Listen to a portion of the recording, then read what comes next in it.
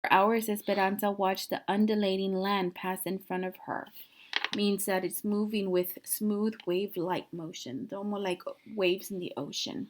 To the thumping rhythm. Everything seemed to remind her of what she had left behind. The nopales reminded her of Abuelita, who loved to eat the prickly pear cactus, sliced and soaked in vinegar and oil. The dogs from small villages that barked and ran after the train reminded her of Marisol, whose dog, Capitan, chased after trains the same way.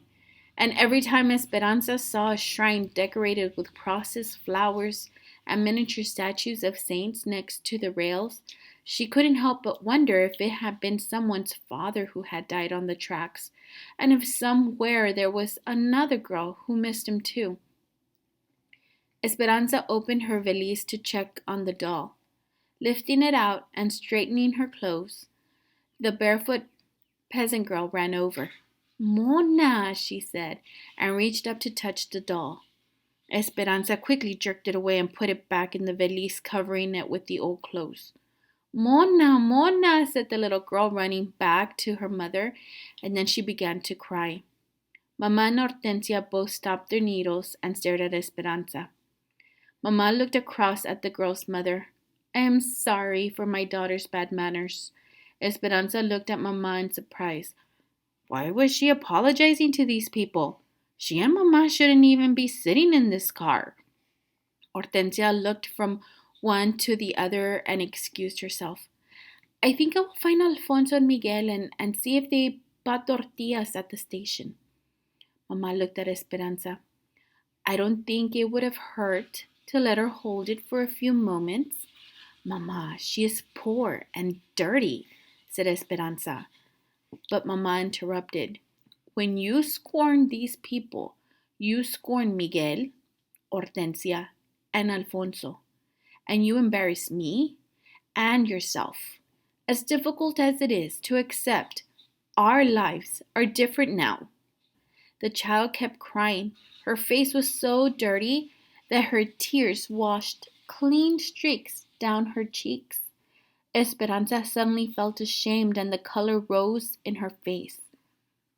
But she still pushed the valise farther under the seat with her feet and turned her body away from Mamma.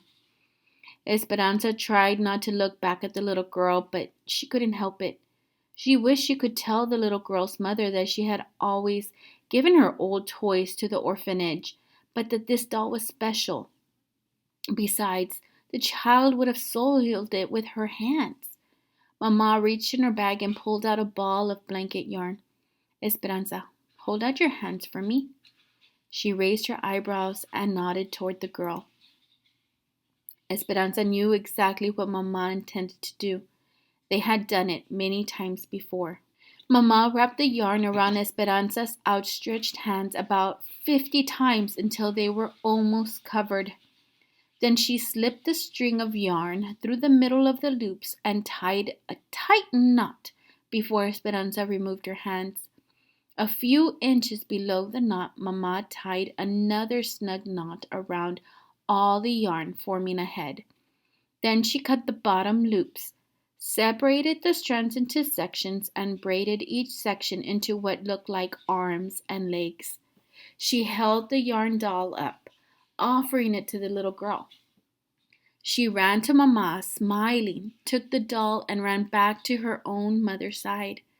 The mother whispered into the girl's ear shyly. She said, Gracias, thank you. De nada, you're welcome, said Mamma. The woman and the children got off the train at the next stop. Esperanza watched the little girl stop in the front of their window, wave to Mamma, and smile again. Before she walked away, she made the yarn doll wave goodbye too. Esperanza was glad that the girl got off the train and took the silly yarn doll with her. Otherwise, she would have been reminded of her own selfishness and Mamma's disapproval for miles to come. Cliqueta, cliqueta, cliqueta. The song of the locomotive was monotonous as they traveled north, and the hours seemed like Mamma's never-ending ball of thread unwinding in front of them. Each morning, the sun peeked over one spur of the Sierra Madre, sometimes shining through pine trees. In the evening, It set on the left, sinking behind another peak and leaving pink clouds and purple mountains against the darkening sky. When people got on and off, Esperanza and the others changed their seats. When the car filled up, they sometimes stood. When the car was less crowded, they put their valises under their heads and tried to sleep on the benches. At every stop, Miguel and Alfonso hurried off the train with the package. From the window, Esperanza watched them go to a water trough, unwrap an oilcloth, and dampen the bundle inside. Then they would wrap it in the oilcloth again, board the train, and put it carefully back into Alfonso's bag. "What is in there?" Esperanza finally asked Alfonso as the train pulled away from yet another station. "You will see when we get there." He smiled, and a knowing look passed between him and Miguel. Esperanza was annoyed with Alfonso for taking the package on and off the train without telling her what was inside. She was tired of Hortensia's humming and weary of watching Mamá crochet, as if nothing unusual were happening to them. But most of all, she was bored with Miguel's constant talk about trains. He chatted with the conductors. He got off at every stop and watched the engineers. He studied the train schedule and wanted to report it all to Esperanza. He seemed as happy as Esperanza was irritable. "When I get to California, I'm going to work for the railroad," said Miguel, looking anxiously toward the horizon. They had spread pieces of brown paper in their laps and were eating pepinos, cucumbers sprinkled with salt and ground chiles. "I'm thirsty. Are they selling juice in the other car?" asked Esperanza. "I would have worked at the railroad in Mexico," continued Miguel, as if Esperanza had not tried to change the subject. "But it is not easy to get a job in Mexico. You need una palanca, a lever, to get a job at the railroads. I had no connections, but your father did. Since I was a small boy, he gave me his word that he would help me, and he would have kept his promise. He always kept his promises to me." At the mention of Papa, Esperanza felt that sinking feeling again. She looked at Miguel, and he quickly turned his head away from her and looked hard out the window, but she saw that his eyes were damp. She had never thought about how much her papa must have meant to Miguel. It dawned on her that even though Miguel was a servant, Papa may have thought of him as the son he never had. But Papa's influence was gone. What would happen to Miguel's dream now? "And the United States?" she asked quietly. "I hear that in the United States you do not need una palanca, that even the poorest man can become rich if he works hard enough." They had been on the train for 4 days and nights when a woman got on with a wire cage containing 6 red hens. The chickens squawked and cackled, and when they flapped their wings, tiny russet feathers floated around the car.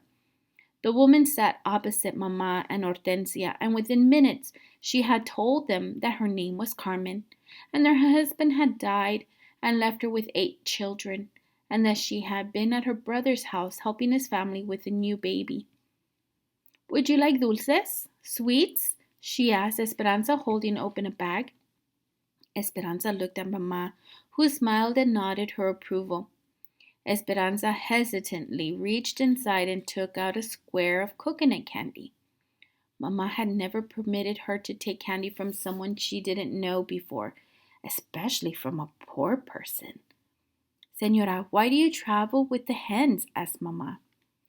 "I sell eggs to feed my family. My brother raises hens, and he gave these to me."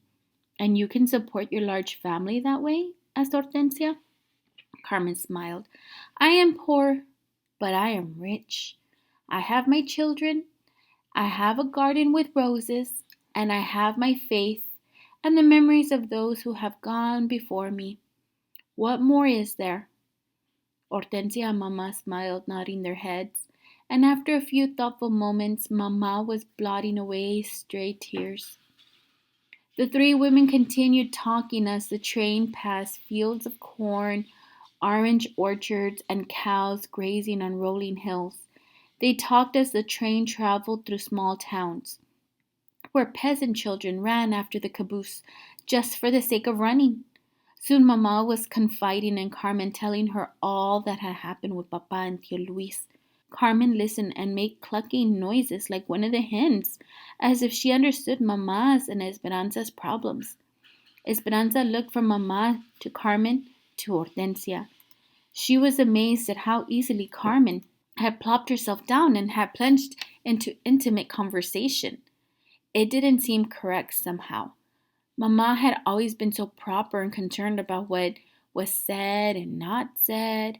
In Aguascalientes, she would have thought it was inappropriate to tell an egg woman their problems. Yet now she didn't hesitate.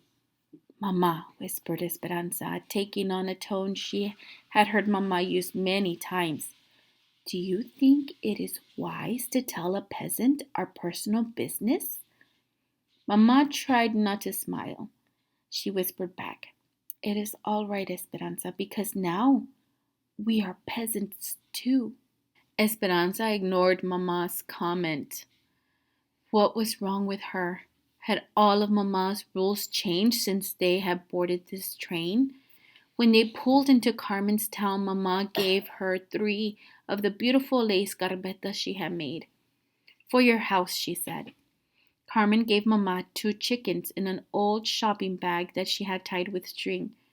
For your future, she said. Then Mamma, Hortensia, and Carmen hugged as if they had been friends forever. Buena suerte. Good luck, they said to one another. Alfonso and Miguel helped Carmen with her packages and the cage of chickens. When Miguel got back on the train, he sat next to Esperanza near the window. They watched Carmen greet her waiting children, several of the little ones scrambling into her arms.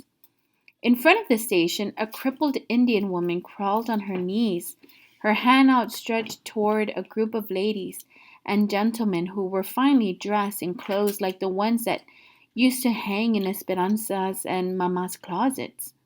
The people turned their backs on the begging woman, but Carmen walked over and gave her a coin and some tortillas from her bag. The woman blessed her, making the sign of the cross. Then Carmen took her children's hands and walked away. She has 8 children and sells eggs to survive, yet when she can barely afford it, she gave your mother 2 hens and helped the crippled woman, said Miguel. The rich take care of the rich, and the poor take care of those who have less than they have. But why does Carmen need to take care of the beggar at all? Said Esperanza. Look, only a few yards away is the farmer's market with carts of fresh food. Miguel looked at Esperanza, wrinkled his forehead, and shook his head. There is a Mexican saying, full bellies and Spanish blood go hand in hand. Esperanza looked at him and raised her eyebrows.